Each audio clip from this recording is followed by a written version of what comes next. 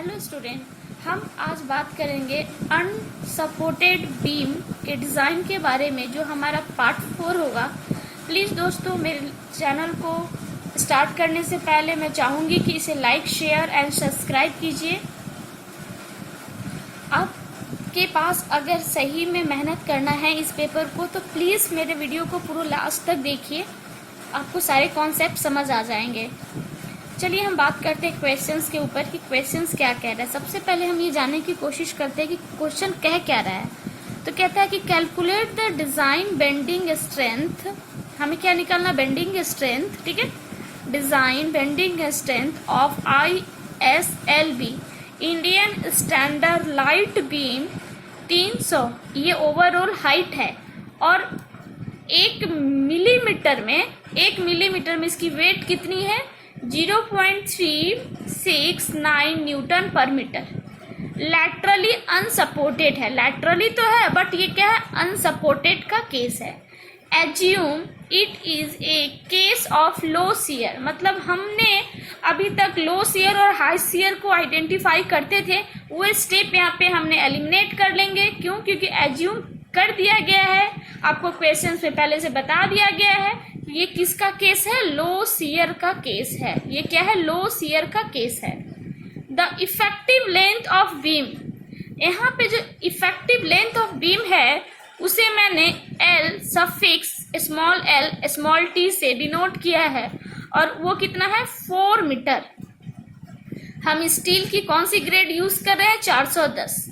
अब दोस्त, बहुत सारे स्टूडेंट ऐसे हैं जो पूछते हैं कि मैम आप ये सारे जो प्रॉपर्टीज है ये जो है IS Indian standard light beam के लिए जो ये सारे प्रॉपर्टी है वो आप कहाँ से लिखते हो? तो आपको मैं बता दूं कि मैं ये आपका जो एक पेज नंबर सबसे पहले आप निकालना, IS कोड 800 स्टील की होती है। IS कोड 800 2007 में पेज नंबर 153 में टेबल नंबर 46 में देखना तो आपको दिखेगा प्लास्टिक प्रॉपर्टी ऑफ बीम। क्या दिखेगा? Plastic property of beam. वहां से ये वाले डाटा से मुझे पता चल जाता है कि जो हमारा ISLB 300 है उसके लिए ये सारे प्रॉपर्टीज क्या होंगे। ठीक है। अगर क्वेश्चंस में हमें गिवन है कि कौन सा आई सेक्शन यूज कर रहे हैं तो हमें डायरेक्टली पता चल जाएगा, लेकिन बहुत सारे क्वेश्चंस में गिवन नहीं होता है तो उस केस में हम क्या करेंगे? प्लास्टिक सेक्शन ऑफ मॉडुलस निकालेंगे। ये कहाँ पे गिवन है? पेज नंबर IS कोड, ठीक है, IS कोड 800 2007 में, ध्यान दीजिए 2007 में पेज नंबर 53 में क्लॉज नंबर से देखिएगा 821.2 में ये आपको गिवन होगा। Z plastic section of modulus तब निकालेंगे जब हमें सेक्शन नहीं गिवन है, तो जब हम अनसपोर्टेड केस के लिए बनाएंगे। ध्यान दीजिए, अनसपोर्टेड केस को कंसीडर करेंगे तो यहाँ पे बीटा की वैल्यू 1.3 लेंगे और m क्या होगा? Maximum bending moment. Maximum bending moment ये हमें क्वेश्चंस में भी गिवन होगा, ठीक है, ये हमें क्वेश्चंस में गिवन होगा। अगर हम आयरन Fe, ठीक है, स्टील Fe 410 यूज करेंगे तो उसके लिए गामा m0 की वैल्यू 1.1 होगी और Fy की वैल्यू 250, ठीक है, 250 होगी। ये मैंने केस बताया अनसपोर्टेड के लिए, ठीक है, अनसपोर्टेड के लिए। लेकिन हम ये जो स्टेप शुरू करेंगे, हम ये जो न्यूमेरिकल लगाएंगे, इसमें 2 हमारे पास कंफर्ट जोन है। पहला कंफर्ट जोन ये है कि हमें इंडियन स्टैंडर्ड लाइट बीम की हमें बता दिया कि कौन सा सेक्शन यूज करेंगे, 300। तो हमें ये वाले अभी स्टेप्स यूज करने की जरूरत नहीं पड़ेगी, स्टेप 3 जरूरत नहीं पड़ेगी। लेकिन बहुत सारे क्वेश्चंस में सिर्फ हमें शियर फोर्स गिवन होता है और बेंडिंग मोमेंट गिवन होता है। तो इस दोनों की मदद से बेंडिंग मोमेंट अगर गिवन है, मैक्सिमम बेंडिंग मोमेंट का यूज करके, यहाँ पे मैक्सिमम बेंडिंग मोमेंट का यूज करके हम क्या करेंगे? प्लास्टिक सेक्शन मॉडुलस निकाल लेंगे। जब प्लास्टिक सेक्शन मॉडुलस अगर हम निकाल लेते हैं और अगर हमारी वैल्यू बहुत कम आती है या उसके आसपास, हम क्या करेंगे? चेक करेंगे कि प्लास्टिक सेक्शन ऑफ मॉडुलस क्या है। तो इसके आसपास की जो वैल्यू होगी बहुत बढ़ा कर लेते हैं। क्लियर है? अब देखिए दोस्तों, मैं अनसपोर्टेड केस टाइप जो 1 है वो सबसे लास्ट में लिखा है। अब ध्यान दीजिएगा, मैं स्टेप्स में उल्टा चलूंगी, एंटी क्लॉकवाइज चलूंगी। ठीक है, जो सबसे लास्ट का स्टेप है, ध्यान दीजिए मैं क्या बताने जा रही हूं आपको। हम सबसे पहले करेंगे design bending movement for laterally unsupported beam. ठीक है, लैटरली अनसपोर्टेड बीम के लिए मुझे बेंडिंग मूवमेंट निकालना है। उसके लिए फॉर्मूला होता है MD design bending movement beta B into ZP into FBD। हमें बीटा बी पता है 1 होता है फॉर प्लास्टिक एंड कॉम्पैक्टेड। ठीक है, हम यहां से पता है। दूसरा केस में ZP हमें पता है plastic section modulus of cross section. क्यों? क्योंकि हमें पता है कि हमारा जो आई सेक्शन है वो क्या है, इंडियन स्टैंडर्ड लाइट बीम 300। ठीक है, पता है, तो हमें प्लास्टिक की वैल्यू पता है, plastic section modulus of cross section. लेकिन हमें क्या नहीं पता है, FBD। इसको फाइंड करने के लिए हम फॉर्मूला यूज करते हैं। FBD होता है डिजाइन बेंडिंग कॉम्प्रेसिंग फोर्स, जिसकी फॉर्मूला होता है XLT इंटू FY हमें पता है, गामा M0 की वैल्यू हमें नहीं पता है। तो हमें XLT का क्या फॉर्मूला होगा उसे फाइंड करने जा रहे हैं। XLT का फॉर्मूला होता है बेंडिंग स्ट्रेस रिडक्शन फैक्टर, यानी कि ये XLT जो है वो रिडक्शन फैक्टर है बेंडिंग स्ट्रेस का। क्यों? Account for lateral torsion buckling. अब हमें इस फॉर्मूला में फाई LT तो पता है, फाई LT पता है, हमें क्या नहीं पता है, गामा LT यानी लैम्डा, इसे गामा नहीं इसे लैम्डा बोलेंगे, लैम्डा LT की वैल्यू हमें नहीं पता है। ध्यान दीजिए, मैंने जो ये शो किया है उससे ये पता चलेगा कि इसके बारे में नेक्स्ट स्टेप में हम जानेंगे। और ये स्लेंडरनेस रेशियो है, ये क्या है, हमें इसे कंसीडर करेंगे लैटरल टॉर्सन बकलिंग इफेक्ट। इसे निकालने का फॉर्मूला है beta B into ZPZ into FY divided by MCR। MCR minimum क्यों है इसके बारे में देखो जानेंगे। MCR को कैसे फाइंड करेंगे, तो MCR को फाइंड करने का देखिए यहाँ पे ये तरीका है। MCR को हम इस फॉर्मूला की मदद से निकालेंगे, MCR को इस फॉर्मूला की मदद से निकालेंगे। अब MCR1 क्या है और MCR2 क्यों लिखा गया है? MCR1 और MCR2 में जो मिनिमम है इसका क्या केस है, तो MCR2 निकालने का एक फॉर्मूला है और देखिएगा आप, तो फिर MCR की वैल्यू को निकालने का दूसरा फॉर्मूला है। प्लीज आप टेंशन नहीं लीजिए, यहाँ पे सारे कुछ आपको कोड में गिवन है। ये जनरली जो ये चैप्टर है ये आपके सेमेस्टर में पूछे जाते हैं, जिसका 50 से 70 के बीच में इसके क्वेश्चंस होते हैं। कभी कभी ऐसा होता है कि सारा क्वेश्चंस आपको स्टील के 2-3 चैप्टर से ही बनते हैं। तो प्लीज मैं जैसे स्टेप्स को फॉलो कर रही हूं आप भी बिल्कुल वैसे ही फॉलो कीजिए।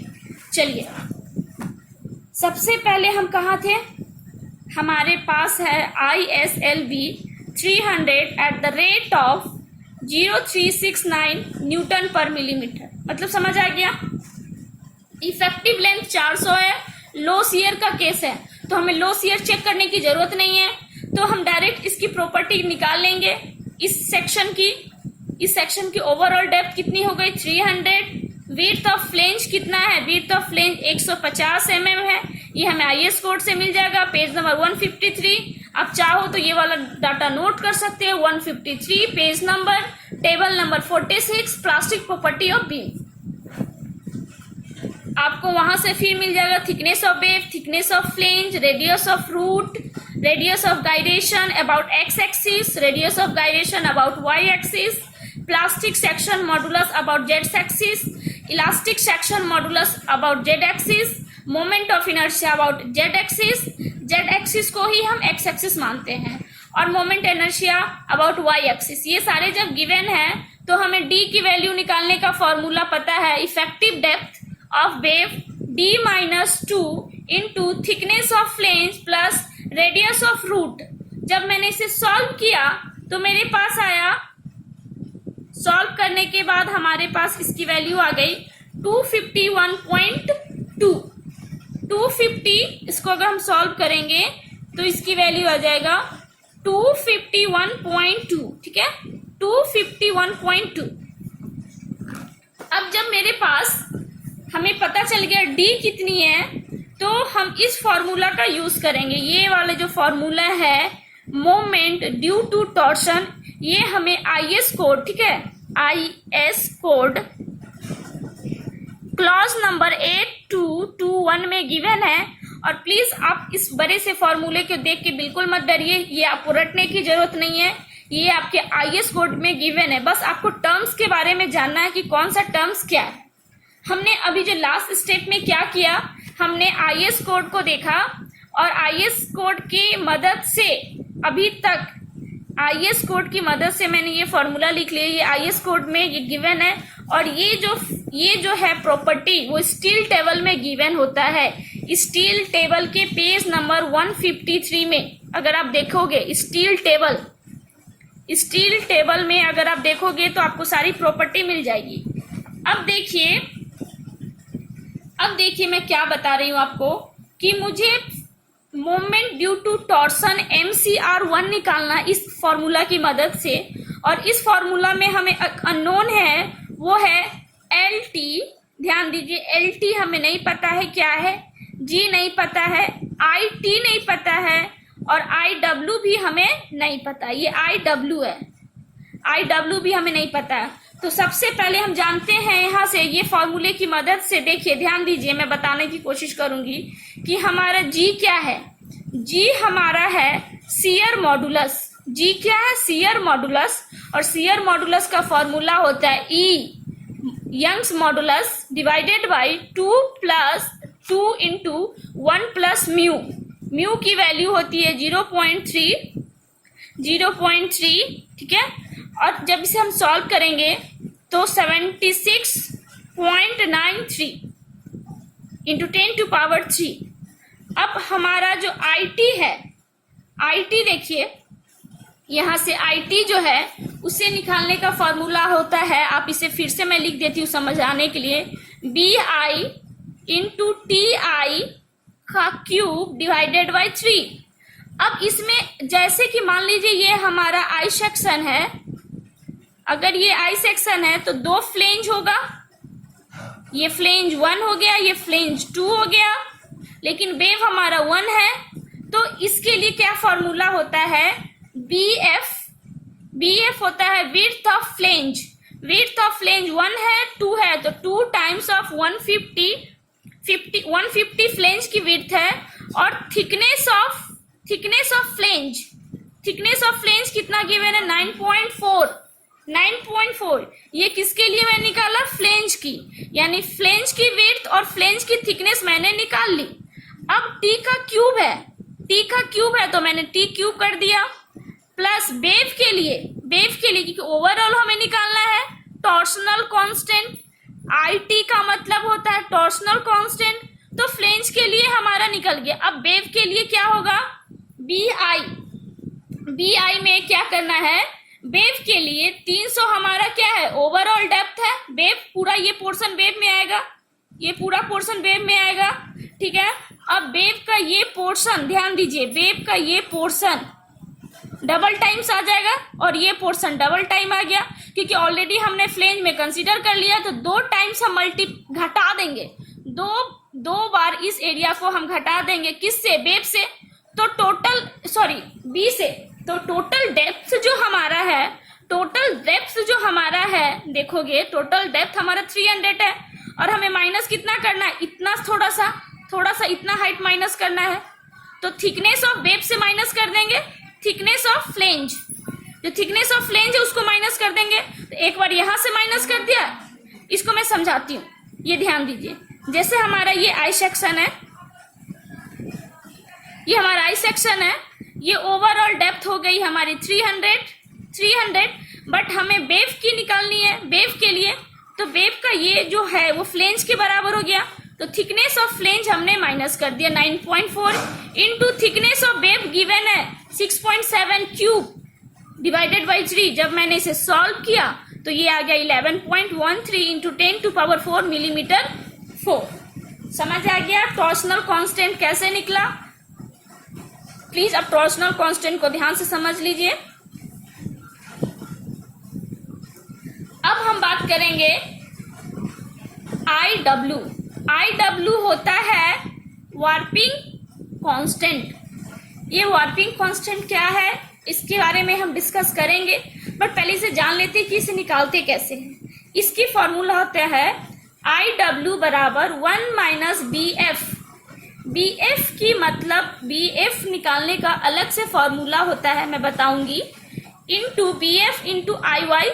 IY का मतलब होता है moment of inertia about y axis into HF का स्क्वायर। मैं यहाँ भी बताऊंगी HF क्या होता है, प्लीज थोड़ा सा वेट कीजिए। HF का मतलब होता है सेंटर टू सेंटर डिस्टेंस, ठीक है, centre to centre distance of flange. Flange का सेंटर टू सेंटर डिस्टेंस कहलाता है आपका HF, ठीक है। HF निकालने का फॉर्मूला होता है, मैंने कहा कि HF बराबर क्या होता है, ध्यान दीजिए। HF अगर आप देख सकते हैं वहां से centre to centre distance of flange, तो ये हमारा फ्लेंज है और सेंटर टू सेंटर का मतलब कुछ ऐसा हो गया। सेंटर टू सेंटर ये वाला पोर्शन को बोल सकते हैं, ये सेंटर, ये हमारा ये फ्लेंज का सेंटर हो गया। तो HF का फॉर्मूला होता है, HF का फॉर्मूला होता है total depth minus thickness of flange. Thickness of flange तो 9.4 है हमारा थिकनेस ऑफ फ्लेंज। आप देख सकते हो ये थिकनेस ऑफ फ्लेंज है हमारा, थिकनेस ऑफ फ्लेंज ये है, माइनस कर दिया तो centre to centre distance of flange निकल गया। ये फॉर्मूला आ गया 290.6 मिलीमीटर। अब बीटा एफ क्या होता है? बीटा एफ जो होता है ये कांस्टेंट है और बीटा एफ का मतलब होता है moment of inertia of compression flange, ठीक है, for I section divided by moment of inertia of compression flange plus moment of inertia of tension flange. यहाँ पे देखिए मैंने लिख दिया है टेंशन फ्लेंज, टी से टेंशन, सी से कंप्रेशन फ्लेंज के लिए moment of inertia in tension in compression. हालांकि आई सेक्शन के लिए इस आई सेक्शन के लिए हमारा I F C is equal to I T C के बराबर होता है। मतलब moment of inertia in compression flange is equal to moment of inertia in tension, sorry ये टी होगा, इन टेंशन फ्लेंज बराबर होता है। तो उस हिसाब से 0.5 क्या हो गया बीटा एफ की वैल्यू। अब देखिए मुझे 4 वैल्यू पता चल गया, जी की वैल्यू पता चल गई, आई टी की वैल्यू पता चल गई, आई डब्ल्यू की पता चल गई और एच एफ की भी पता चल गई और बीटा एफ की भी वैल्यू पता चल गई।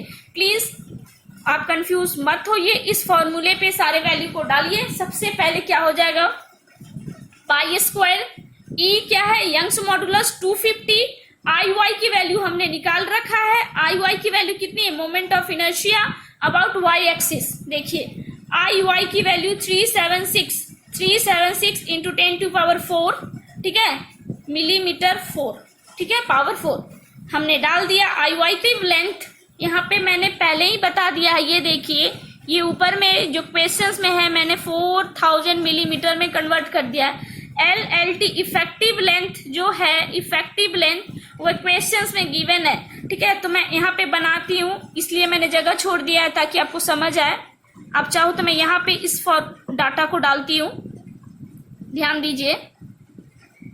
सबसे पहले पाई की वैल्यू क्या होता है 3.14 का स्क्वायर, ई की वैल्यू होती है 250 यंग्स मॉडुलस, आई वाई की वैल्यू कितनी गिवन है, आप चाहो तो देख सकते हो। आई वाई की वैल्यू गिवन है, moment of inertia about Y axis 376 into 10⁴ I Y की वैल्यू आ गई, डिवाइडेड बाई एल टी जो क्वेश्चंस में गिवन है 4000, दैट इज 4 मीटर, मैंने मिलीमीटर में कन्वर्ट कर लिया है, तो 4 इंटू 10⁻3, ठीक है, का स्क्वायर प्लस जी कितना है, यहाँ देखिए जी की वैल्यू कितना है, शुरुआत में देखिए शियर मॉडुलस की वैल्यू 76.93, तो मैंने लिख लिया 76.93 इंटू 10⁻3, ठीक है।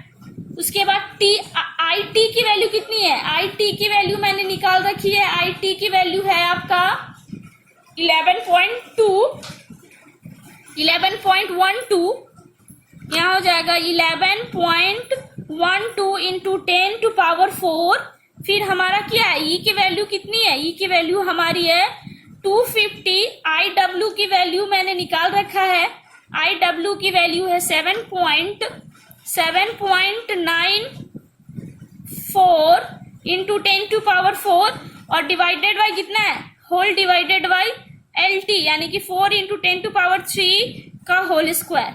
जब मैं इसे पूरे को सॉल्व करूंगी और मैंने इसका नाम दिखाया MCR1, तो मुझे कैलकुलेट करने के बाद जो वैल्यू आया है वो है 92.4 किलो न्यूटन मीटर। क्लियर है। अब दूसरे फॉर्मूले से मैं चेक करूंगी कि मेरा जो इससे इस फॉर्मूले से मेरा 92.4 आया। सिमिलरली MCR2 की मदद से मैं इसको कैलकुलेट करूंगी, R² EIY इंटू HF, मैंने लास्ट जो अभी बनाया HF का बताया, LT की वैल्यू मैंने बता रखी है 1/1 + 20 LLT इंटू गामा RY है, radius of gyration about Y axis, ये थिकनेस, ये HF की वैल्यू मैंने बता रखी है, थिकनेस ऑफ फ्लेंज का स्क्वायर होल का 0.5, तो मैंने जब इसे सॉल्व किया तो ये 96.92 आया। MCR2 हो जाएगा, ठीक है, MCR2 की वैल्यू है और MCR1 में दोनों में जो कम आएगी उसकी वैल्यू को हम एक्सेप्ट करेंगे, क्योंकि हम डिजाइन हमेशा मिनिमम के लिए करते हैं। अब इसकी मदद से, इस स्टेप्स की मदद से हमें एक नया स्टेप है, वो है स्टेप 4, उसमें लेमडा LT यानी सिलेंडरनेस रेशियो निकालना है। सिलेंडरनेस रेशियो किसकी निकालना है, इफेक्टिव लेंथ, उसके लिए फॉर्मूला आता है बीटा। मैंने ये फॉर्मूला से पहले MCR की वैल्यू क्यों निकाली, क्योंकि मुझे MCR की वैल्यू की जरूरत पड़ेगी। देखिए यहाँ पे MCR मिनिमम मैंने पहले से निकाल रखा है, जब मुझे MCR की वैल्यू पता होगी तभी तो लेमडा LT की वैल्यू पता कर पाएंगे। तो beta B into Z PZ into FY by MCR minimum हमें पता है, हमें IS कोड से पता है कि ZPY की वैल्यू क्या है, property of I section, FY की वैल्यू पता है, बीटा की B जो है वो प्लास्टिक सेक्शन के लिए 1 होता है, 9.25 मिनिमम मैंने कंसीडर कर लिया। जब मैंने इसे सॉल्व किया तो ये आया 1.22 जो कि ग्रेटर है 0.4 से। अगर ये कंडीशन सेटिस्फाइड हुआ कि लेमडा LT, हम चेक करते हैं कि लेमडा LT की वैल्यू अगर 0.4 से ज्यादा है तभी हम लैटरल टॉर्सन बकलिंग इफेक्ट को कंसीडर करते हैं। किस केस में, अनसपोर्टेड केस में। क्लियर हुआ, हमने इतना पापड़ क्यों बेला, ताकि हमें ये पता चल सके कि लेमडा LT की वैल्यू हमें किससे ज्यादा है, 0.4 से। 0.4 से कितनी ज्यादा है, 1.22। तो हमने क्या कहा कि लैटरली टॉर्सनल बकलिंग इफेक्ट को हम कंसीडर करेंगे। अब हम निकालेंगे XLT, जो स्टेप 5 है, इंपॉर्टेंट है, bending stress reduction factor to account for lateral torsion buckling. अब हम लैटरल टॉर्सन बकलिंग की बेंडिंग स्ट्रेस रिडक्शन फैक्टर निकालेंगे। क्लियर है, बेंडिंग स्ट्रेस रिडक्शन फैक्टर हम निकालने के लिए फिर हम IS कोड में देखेंगे तो हमें वहां से हमें पता चलेगा कि सिलेंडरनेस रेशियो जो है उसकी यूज होगी, इसीलिए हमने क्या किया, पहले से इसे निकाल रखा है 1.22। तो 1/QLT plus under root Q L T का square minus L lambda L T का स्क्वायर। क्लियर है? अब देखिए हमें इस फॉर्मूले में ये तो पता है लेमडा एल टी जस्ट निकाला है 1.22, लेकिन जो नहीं पता है अननोन है वो क्या है phi L T. Phi L T क्या होता है? फाई एल टी हमारा फाई एल टी क्या होता है ध्यान दीजिए। फाई एल टी को हम क्या बोलते हैं? कांस्टेंट बोलते हैं। ठीक है, फाई एल टी हमारा एक कांस्टेंट होता है जिसका फॉर्मूला हम कैसे निकालते हैं, ये हमारा आईएस कोड में गिवन है 0.5 इंटू 1 प्लस, ठीक है, फाई एल टी के मैं बता रहे प्लस, ठीक है, 1 plus alpha L T. Alpha L T जो है यहाँ पे देखिए, ये जो है अल्फा एल टी मैंने इसको बताया है यहाँ पे कोड में, ये कोड में दिया हुआ है 82121 में, ये गिवन है। अगर आप चाहो तो वहां पे जाके देख सकते हो। ठीक है, उसके आसपास ये फॉर्मूला गिवन है, अगर ये हो सकता है ये एक्यूरेट ना हो तो आप देख सकते हो। तो फाई एल टी का फॉर्मूला होता है 0.15 1 plus alpha L T. Alpha L T for roll section, roll section के लिए 0.1 होता है, ठीक है, into alpha L T minus 0.2 plus lambda L T का स्क्वायर, ये फॉर्मूला है फाई एल टी के लिए।